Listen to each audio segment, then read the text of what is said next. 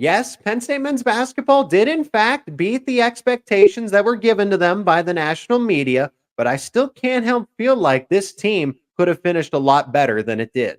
You are Locked On Nittany Lions, your daily podcast on the Penn State Nittany Lions, part of the Locked On Podcast Network, your team every day. Well, they didn't finish in last, but I felt like they could have finished better than 11th with the way that they played down the stretch of the season. This is Locked On Nittany Lions. I'm your host, Zach Seyko, and thanks so much for making us your first listen and watch every single day. We are free and available wherever you get your podcasts, including YouTube. And if you're not already, become an everydayer, subscribe to Locked On Nittany Lions on the YouTube channel and wherever you get your podcasts. Let us know down in the comments section what you thought of the Penn State men's basketball season. It has come to a close. No NIT, no CBI, nothing. They can now focus on the offseason. And we welcome them back to recap the season and preview what's to come for Mike Rhoades and the Nittany Lions. And that is a Penn State men's basketball insider for Penn State's Com Radio, Adam Sheetz. Adam, okay, so yes, they didn't finish 14th in the Big Ten, but I felt like 11th, it was disappointing at the end of the day from my point of view, because you had the sequence with Kanye Clary dismissed from the team in the middle of the season. You knew that there was an extra gear with this team as they went down the stretch, and then they just lost games that they should have won, which would have positioned them so much better to make a run at the NIT and even the NCAA tournament. That's my point at the end of the day, Adam, is that Mike Rhoades and this team had elements of an NCAA tournament team.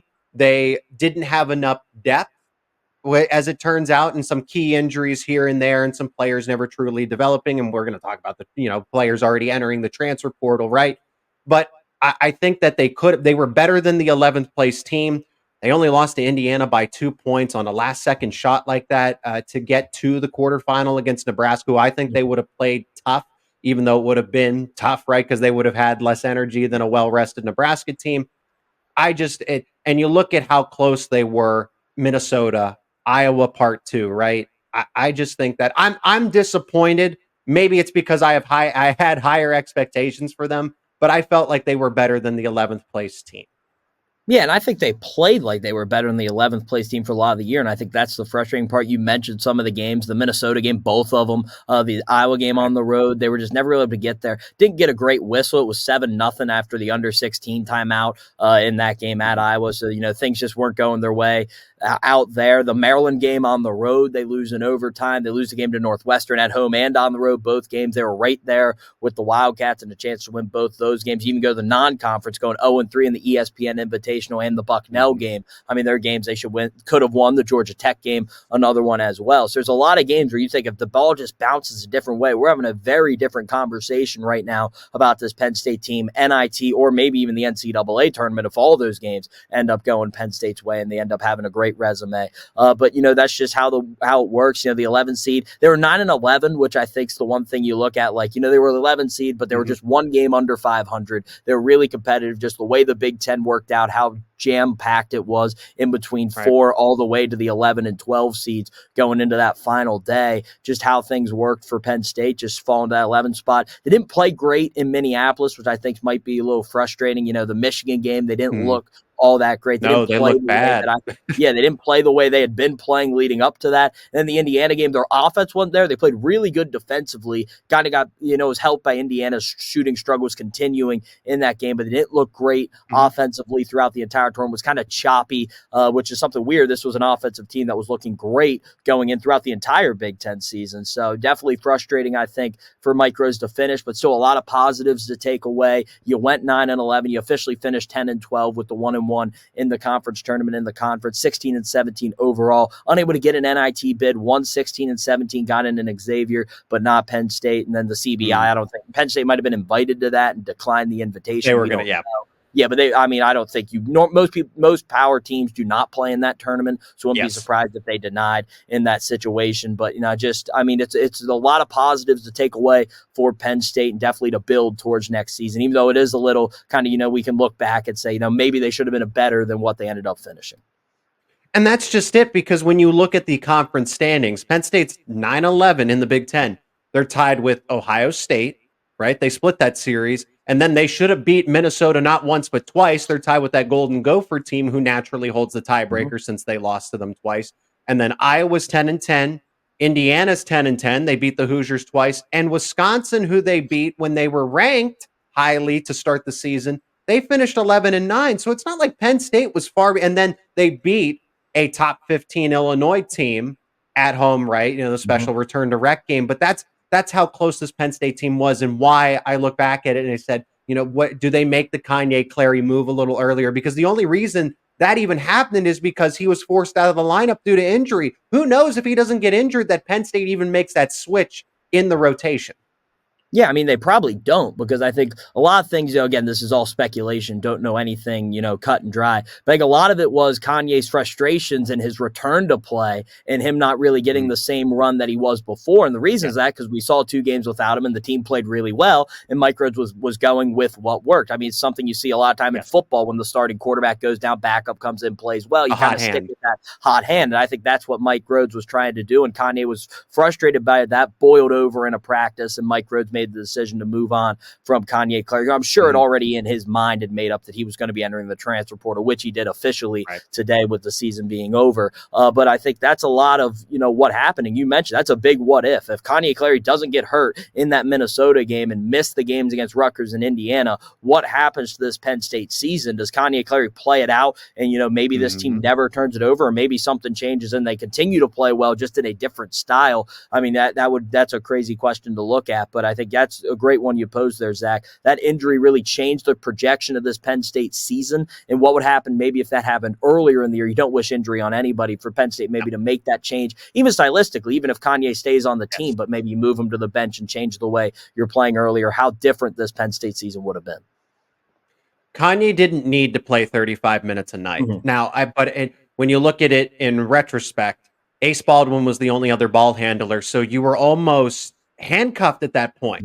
You had to, because you had nobody else who could give Ace Baldwin a breather, and he's capable of it. But at down the stretch, he was playing 38, 39, 40 minutes every single game.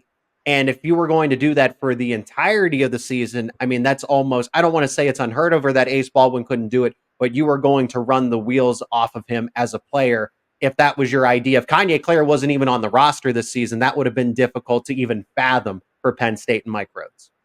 Yeah, I think it was definitely a tough part. I mean, you mentioned playing 40 minutes. We've seen guys do it. Jalen Pickett did it. Tony Carr did it. Very different styles. Much slower pace, bringing the ball up forward. They're not full court pressing the other team's best player and then having to expect to push the pace offensively. It's really hard to do that, especially for 40 minutes, which I think was kind of the perks of having Kanye Clary, and maybe something Mike Rhoades looked at and thought very highly of early in the year, having 2 guys that can kind of, be rest one. Ace doesn't have to be the primary ball handler every single time down the floor, and you have another guy to go to in those situations. But I mean, it would have been tough to see him go 40 minutes every single game. Maybe have to develop DeMarco Dunn as more of a ball handler. Maybe have to give Raquandis Mitchell more of a chance as a second ball handler. But it's just, as you mentioned, I think it was huge to have Kanye early, but when they made that change, it definitely did force Ace Baldwin Jr. to go 40 minutes every night. And you saw that kind of, matriculate down the stretch in the Indiana game. He didn't have much left. You could tell he was winded. He was trying to just will those shots in because he's one of those players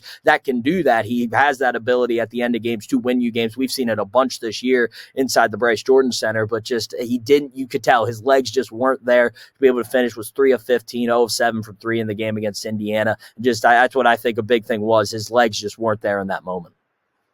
Well, if you thought Penn State shattered expectations for 23-24, well, then you should be really excited for the outlook going into the 2024-25 season. We're going to discuss how Penn State's roster looks and why fans should have higher expectations going into the next campaign. That's coming up next here on Locked On Nittany Lions. Today's episode is brought to you by Bettor Together. Bracket already busted, tired of the same old daily fantasy grind where you make a roster, you cross your fingers, and then you just hope for the best, or losing on the last leg of your pick'em entry. Introducing Bettor Together, the first cooperative daily fantasy platform where teamwork triumphs talent and you can play with your friends as opposed to against them. You pick more than or less than on real-time player stats, strategize with your partner to boost your odds, and climb the leaderboard together. So you grab a friend and join the social DFS movement. And going on right now, Nittany Lion fans can show that they're the best players by participating in the Fan Challenge Series for a chance to win real money prizes. All you got to do is see the app for contest details. Download Bettor Together now from the App Store or the Google Play Store and sign up using promo code Locked On for a chance to win your share of over $1,000 in cash prizes. Remember the code Locked On, because winning alone is fun, but it's better together. Today's episode is also sponsored by eBay Motors. Passion, drive, patience. It's what brings home the winning trophy. It's also what keeps your ride or die alive. eBay Motors is everything you need to maintain your vehicle and level it up to its peak performance. From superchargers to roof racks to exhaust kits to LED headlights and so much more. Whether you're into speed, power, or style, eBay Motors has got you covered. With over 122 million parts for your number one ride or die, you'll always find exactly what you're looking for. And with eBay Guaranteed Fit, your part is guaranteed to fit your ride every time or your money back. Because with eBay Motors, you're burning rubber, not cash. With all the parts you need at the prices you want, it's easy to turn your car into the MVP and bring home that win. Keep your ride or die alive at ebaymotors.com. That is ebaymotors.com. Eligible items only. Exclusions apply. eBay Guaranteed Fit is only available to U.S. customers. Are you watching Fox Sports or ESPN on your TV all day? Do you have to turn down the volume with all that screaming, all that shouting? Make the switch to Locked On Sports today, a free 24/7 sports streaming channel program for you every day to bring you the biggest stories without all the screaming. Locked On Sports Today brings you can't-miss analysis, opinions, and news, streaming 24/7 on YouTube or for free on Amazon Fire TV and the free Fire TV channels app, part of the Locked On Podcast Network, your team each and every day. You want to keep up with what Adam does outside of the show here on Locked On Nittany Lions. You can follow him on X for more takes on Penn State men's basketball. As players are entering the transfer portal, there are three. We're going to discuss that in the final segment, but let's get back to the outlook, and we can incorporate those as well. But generally speaking, Penn State men's basketball is looked at very respectively going into next season. I've already seen whether it's 24/7 Sports or an affiliate of CBS Sports saying that Penn State should be a top 25 team to open up next campaign. And it makes a lot of sense with what you have returning. Now, of course, you are going to lose Kadus Wahab, Leo O'Boyle, and Raquandis Mitchell in terms of eligibility. They have to move on because they cannot play anymore, transfer portal aside there. But Ace Baldwin Jr., Nick Kern Jr., Zach Hicks, Puff Johnson, DeMarco Dunn. Adam, that is a hell of a starting lineup, especially with the way that they played and beating expectations this season. You can capitalize on that already going into next year. Yeah, I think that's the big thing, as you mentioned there, Zach, bringing all that talent back. You lose Qudus Wahab, but you have a guy right now that's probably going to come in and take that spot in Miles Goodman, the top recruit in their class right now. They're right now ranked 24th in recruiting. If you look at 247 Sports ranking, Miles Goodman's a big reason why, from California. You also get one of his teammates, a three-star recruit in Dominic Stewart, as well as Javen Carter from Tennessee coming in. Those three guys are the heads of this recruiting class, and they're coming in to join this veteran team. As you mentioned, it's bringing so much back. Mike Rhoades spent all year really trying to build that culture. I think that's a big reason why Kanye Clary was dismissed when he was, is because they wanted to continue to build that culture. They didn't think he was fitting that. So you let him go. You kind of really continue to do what the big picture was for this season, which was doing that. Now you have a nucleus for year two, bringing freshmen in, probably bringing more transfers in as well. I mean, they're not going to be quiet in the portal. Going to want to bring some talent. Probably another veteran big. If it's just Demetrius Lilly and Miles Goodman, you probably want more depth with a veteran in that room as well, because Demetrius Lilly hasn't played a lot of minutes, and Miles Goodman obviously will be a freshman. But I think a lot of positives to look at when you look at the roster you bring back, as well as mixing that freshman recruiting class that Mike Rhoades will be bringing in. Well, and that's just it. Mike Rhoades was very strategic. He brought in players who were going to be one and done out of the transfer portal, just out of eligibility, to provide some veteran experience and almost anchor the transition of the program from Micah Shrewsbury to Mike Rhoades. And then you have holdovers, right? Ace Baldwin coming, right? You have 5 bona fide starters coming back. And then you also have Kanye Clary. In a perfect world, had he worked out, you would have had Demetrius Lilly, Jameel Brown, and Clary all together. But instead, you have at least the two. Demetrius Lilly can play. Jameel Brown can play. And those two coming back as well. You have a 7-deep rotation here right now, Adam. This is why Well, I'm glad the national pundits see this and they're like, yeah, this is, I mean, they had them ranked 24th or 25th, depending on where you look. But the fact that this Penn State team is getting the respect that they deserve, putting them inside of the top 25 is very telling. And the talent is there. You have an all senior starting lineup, essentially. I mean, yes, you could put Demetrius Lilly hypothetically at the 5 to start. I don't think it matters. It's how they're going to split minutes, but you could have an all 5 starting lineup with seniors and guys that have already been in the program for 1 year prior.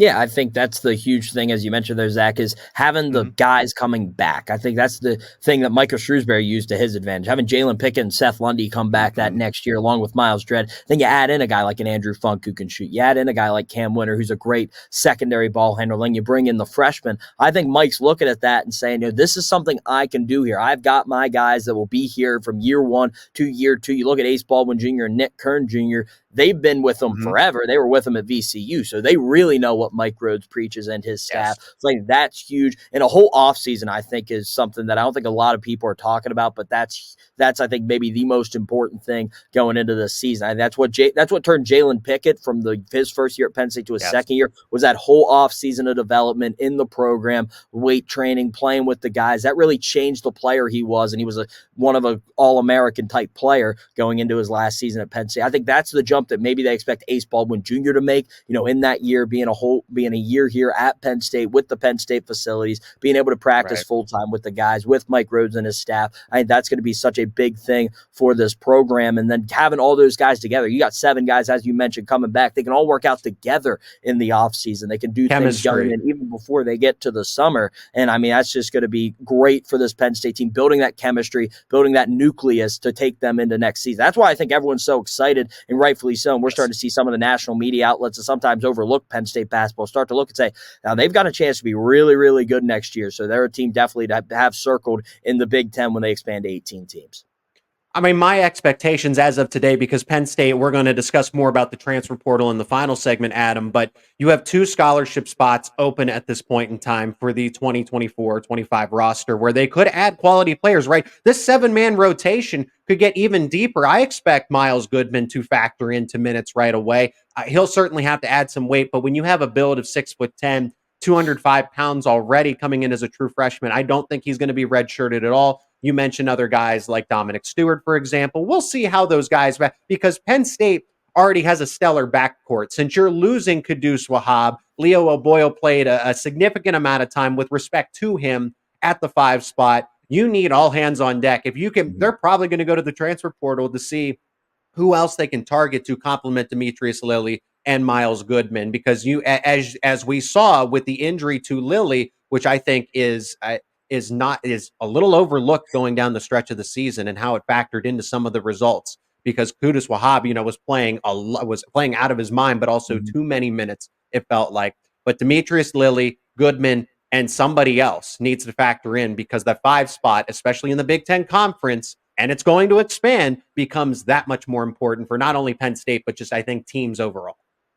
Yeah, and you mentioned the 5 spot, and I think you mentioned Demetrius Lilly's injury. He was injured as a freshman, injured as a sophomore. So I don't want to say Demetrius Lilly's unreliable, but he has an injury history to where you have to at least look and say, we need depth. We can't just rely on Demetrius Lilly to be expected to be healthy. He's a guy, he plays very physically, and you're going to get banged up playing that way. So you have Miles Goodman coming in. You want another guy to be a veteran to also be there in case injury happens to any of them in the room. You hope it doesn't, but it's just that depth I think Penn State's going to be looking to add through the portal. They're going to have I think Mike Rhoades wants to be a 10, 11 deep team that then he can shorten that rotation down as needed. That's what every coach wants. You want 11, 12 guys who can compete the entire offseason, creates a competitive environment in the locker room throughout the entire season. Then you have minutes to be fought for early in the year. I think Mike Rhoades, he's a competitive guy. You hear it every time he talks in a press conference, how competitive he is. He wants that to be shown in his players. He doesn't want anything to be guaranteed going into the season, and adding guys in to have that depth. You add a veteran big, that's going to motivate Demetrius Lilly to keep work, and that's going to motivate, if you had another wing that could shoot the ball, it's going to motivate a Zach Hicks, a Jameel Brown to continue to work, create that competition in the locker room. And if it can stay healthy, you have a very interesting and competitive team that can come together and be very dangerous come next season. There are 3 Nittany Lions, former Nittany Lions, I should say, already in the transfer portal. Penn State is also going to have to make sure everything's in line with NIL, because other programs are going to see if any of those players that are on the roster may or may not be available going forward. Let's discuss it all coming up here next on Locked On Nittany Lions.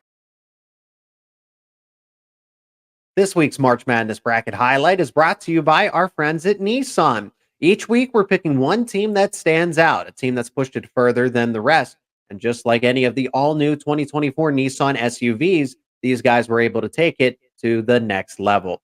How about the Yukon Huskies? They can only be described as an Armada. This top-seeded team is as hardcore as it gets out there, so it's no wonder they've landed the top overall seed in the NCAA tournament. They're one of the favorites to win it all, despite 4 of the 6 Power 6 conference champions standing in their way in the East region. Take the Nissan Rogue, the Nissan Pathfinder, or the Nissan Armada and go find your next big adventure. Shop now at nissanusa.com. That's nissanusa.com. And remember, if you're not already become an everydayer, subscribe to Locked On Nittany Lions on YouTube and wherever you get your podcasts for the latest conversations around your favorite Penn State sports teams. More than just Penn State football, obviously. Talking basketball here, wrestling, men's hockey, recruiting, so much more on Locked On Nittany Lions. If you want to keep up with Adam, follow him on X for more takes on Penn State men's basketball. In this final segment, the transfer portal, NIL, it's just the name of the game. And the NCAA, since they backed off, it truly is the wild, wild west. There are no consequences here, which is why I prefaced it the way I did going in from last segment into this one. How about instead of the speculation, let's start with the hard news, Adam. Favor Ire, Bragi Goodmanson in the transfer portal. And, oh, shocker, you already mentioned it at the top of the podcast. That was Kanye Clary in the transfer portal as well. There was kind of assumed that Clary might already take his talent somewhere else, even when there wasn't the controversy before the middle of the season happened. But then that's why I mentioned, hey, going and getting another big man, because Favor Ire entered the portal, right? And he battled some injuries this season too. I thought he'd be somebody that could come back and benefit from the absence of Kudus Wahab. And maybe he's talented, right? He projects very well, has the potential, but is going to end up leaving the program after one season. Bragi Goodmanson saw little to absolutely no time as a true freshman coming from Iceland. So there definitely was, I guess, that, going from the pros over there to college wasn't able to close the gap enough, or just didn't fit in well enough with the coaching staff, the current roster, where he saw a positive outlook.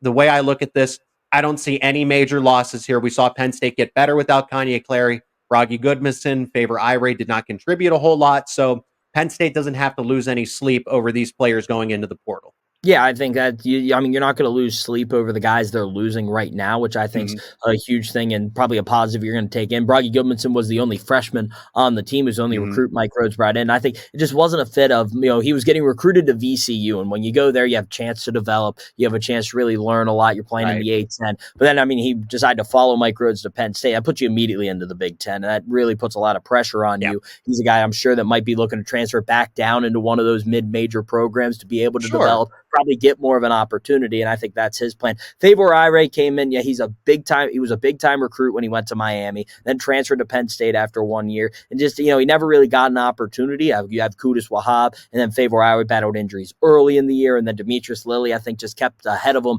on the roster depth chart, really at the big man position. Just never really got that opportunity, and I think maybe he's another guy that's probably going to be looking to go somewhere else where he's going to get the opportunity to play, because he's very raw. He needs those in-game reps, but it's hard to do that because he didn't come back till conference season started. And when you're in the conference, it's hard to be able to find minutes for a guy who really hasn't played a lot. And I'm sure maybe that frustrated him a little bit, and that's why he's deciding to potentially go elsewhere. But as you mentioned, these aren't guys that contributed a lot to this year's Penn State team. I'm sure Mike Rhoades hoped in the future they would be contributors, but now you just feel that you have 3 great recruits coming in a top 25 class. You're recruiting very well so far, projecting into the 2025 recruiting class, and you're able to go to the portal now with those available scholarships to find opportunities to bring other guys in as well and create a more complete, more veteran-led roster with guys who have played a lot of minutes elsewhere.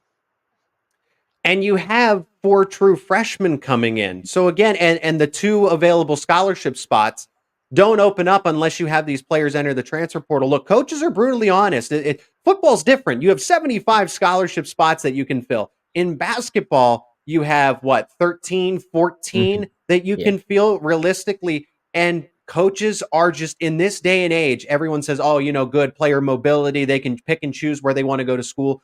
Coaches also have that same flexibility. I don't know what those conversations were. I'm not reporting anything, However, coaches can tell players, hey, it is in your best interest to enter the transfer portal. So there's a possibility that they told Favor Ire, they told Bragi Goodmanson, you are not going to play here in the next upcoming season. If you want to wait it out in maybe 2 years' time, sure. But in this day and age of the portal and NIL, patience is not exactly a virtue that everyone has. No, I mean, you're going to sit there and we're gone from the times they're sitting there waiting your time and then getting that opportunity. It's now that, now you can transfer, and you can transfer really as many times as you want. And you can play immediately wherever you want to go. So, I mean, Bragi Goodmanson, not saying he's going to do this, but he could transfer somewhere else next year, play, and then maybe say, well, now I proved myself, so I'm going to transfer up to a better school so he can transfer again the next year and end up back in potentially the Power Six. I don't know if that's going to happen for him or what his plans are going to be, but that's an option that Bragi Goodmanson can take with the new rules. So obviously you're sitting there and you're developing, but at the same time, you could look around and be like, I could go somewhere else and probably get an immediate opportunity to be a contributor and get those minutes right away. Not really have to fight with some other guys in a competition in the offseason. And maybe if I don't win that competition, I'm getting no minutes. I'll now be guaranteed an opportunity elsewhere. That's going on everywhere in college basketball. We've seen a lot of names enter the portal. A lot of Michigan names are obviously entering the portal with the departure of Juwan Howard. But Penn State, they're going to go through that. You hope to keep the guys that have already played a lot of minutes for you, and hopefully you're only losing the guys that weren't playing a lot if you're Coach Mike Rhoades. But I mean, that's obviously, you're not going to have guys that are going to sit behind and wait for their opportunity like we had a couple years ago. Now, we could sit here and list every single player that's entered from a mid-major so far that's not in the big dance, right? We could go through, who fits here, who fits there.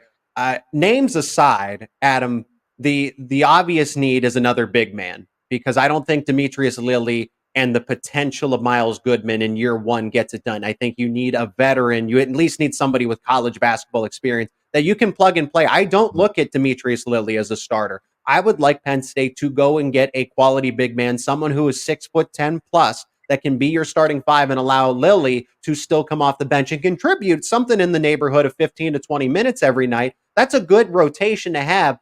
But to say, oh, Lilly's going to play 30 to 35 minutes, it is not realistic next season. I still think he can get better. He can improve, but Penn State definitely needs a big man. They seem to be good in the backcourt, but never say never. You can always add depth with Ace Baldwin and Nick Kern coming back. Maybe another ball handler. I would say those are your two priorities there. Bona fide five and another ball handler to complement Ace Baldwin and not force him to play 40 minutes every single game. Yeah, I think you want a true point guard. I think you want a guy who's going to be able to create, kind of like, if you can find a guy like Braden Smith from Purdue who does it better than anybody in the country right now, a small guy who can be able to handle the ball, just make plays, not really looking to score a lot, but just a great facilitator and able to run you in an offense and settle you down when needed. Ace Baldwin Jr. is very good at that, but now gives you an opportunity to maybe move him off the ball like they did a little bit, make him a scorer if they need to, and then give him flexibility. As you mentioned, the big guy, I actually think there is a name out there they can get. Josh Cohen from UMass. He's a guy who entered the portal. He's a guy Penn State was connected to last offseason when he transferred from St. Down Francis to the wire. Was right down to the end, and then he ended up going to UMass. He's now back in the portal, was one of the top scorers for UMass this year. He's a guy with a lot of experience, a lot of playing experience, and now could be looking to move on. He is, and I mean, Penn State, I'm sure Mike Rhoades is going to be back in contact with him, hopefully maybe to get him, because as you mentioned, he fits a necessary need. He's a big guy, very tall, lengthy, and knows how to score and has that experience. You can put him right into a room with Miles Goodman and Demetrius Lilly, and you have a very competitive big man room in the Big Ten. So I think there's the one name. If we want to just throw out a name, I think that's one that Penn State's definitely going to be connected to because of the past they have with them. And then there's the last aspect of this, Adam, that I think is worth bringing up. Because it is the wild, wild west, the NCAA wants to sit on its hands and not do anything, and they've shown that they've backed off. They're not going to go to court anymore with the football reports and everything else, Tennessee, et cetera. Allegations, I'm not saying, guilty, but they're not even trying to go after schools anymore. We say that, we're speaking, hey, Penn State has 5 seniors coming back, Jameel Brown, Demetrius Lilly, that's all well and good, but it's still not a guarantee, unfortunately. You saw how good Ace Baldwin was this season, how much better Nick Kern got down the stretch of the season. Zach Hicks turned it on as well and became that sharpshooter that they needed. And DeMarco Dunn came off the bench, but he could start other places, has been able to revitalize his career after he was at UNC and now Penn State. None of these guys are safe. In this age of NIL, where you can contact any player you want, and there's no ramifications, Who is to stop any Power 5 school, Power 4, I get Power 4 again, I have to correct myself, Power 4 school, non-mid-major school, because the Big East is factored in here as well, to say, hey, we can offer you XYZ in terms of NIL dollars, a starting spot, a chance at the tournament, and just something better than what Penn State has to offer. And it's tampering as all heck. It's tampering. Seriously, Adam, it is tampering as all hell. And Penn State is going to have to shore up its NIL process to make sure that doesn't happen, where any of its players are lost in the transfer portal because another program just happens to have 100, 200 grand to spend more than they do.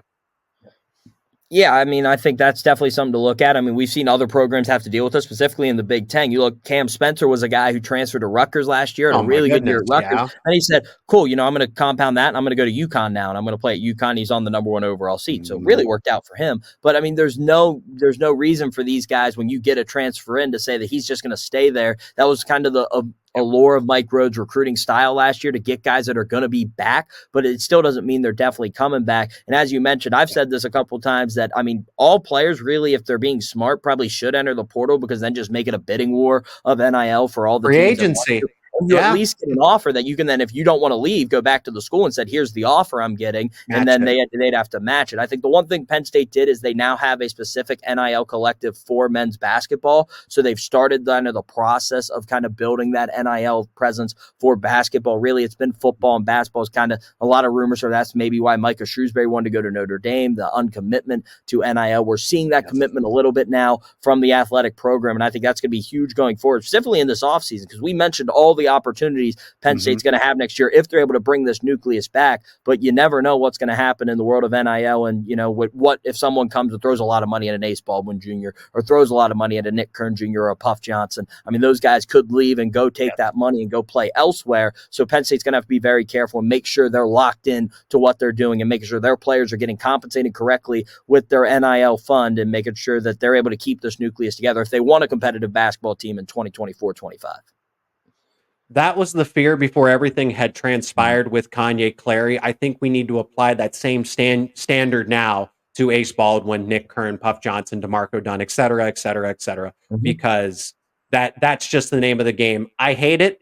I don't like it any more than anybody else. I think players should be able to make money off their name, image, and likeness, but this scumminess of just being able to say, hey, we can outbid the team that you're currently at. Imagine if you could do that in the NFL or Major League Baseball or the NBA.